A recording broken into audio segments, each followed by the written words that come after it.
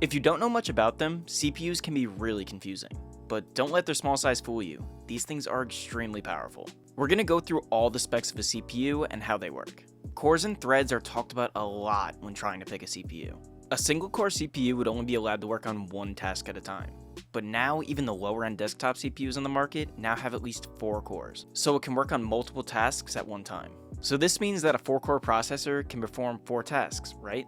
Not exactly. In modern day, these cores use simultaneous multi-threading, which allows one core to split into virtual cores. Another term for this is threads. So essentially, a 4-core CPU can run 8 single-threaded tasks without losing any performance. But Intel further complicated things by releasing efficiency cores last year with their 12th gen CPUs. This new type of core focuses on taking the load off of traditional performance cores. Efficiency cores don't utilize multi-threading, or as Intel likes to call it, hyper-threading. In basic terms, a performance core is clocked higher and is focusing on Call of Duty, while an efficiency core is clocked lower and will focus on Discord. It's a little more complicated than that, but you get the point. This has allowed Intel to increase its core count compared to AMD and keep power usage down. But what does it mean to be clocked higher and lower, and what is a gigahertz? A CPU is made up of base clocks and boost clocks. A base clock is the speed at which all cores in a processor are able to run, so a base clock of 4.7 GHz can handle up to 4.7 billion cycles per second.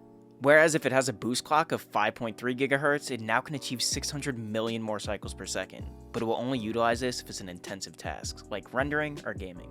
Gigahertz is not a perfect science, so a CPU running at 4 GHz made 10 years ago will be greatly outperformed by a modern CPU with the same clock speed. This is not only due to the more cores and threads we mentioned earlier, but other improvements, like efficiency. These newer processors require fewer instructions or cycles to execute the same instructions. Efficiency is greatly increased with CPU cache. This is used to decrease the time and energy to access data, so the bigger the cache, the better the performance.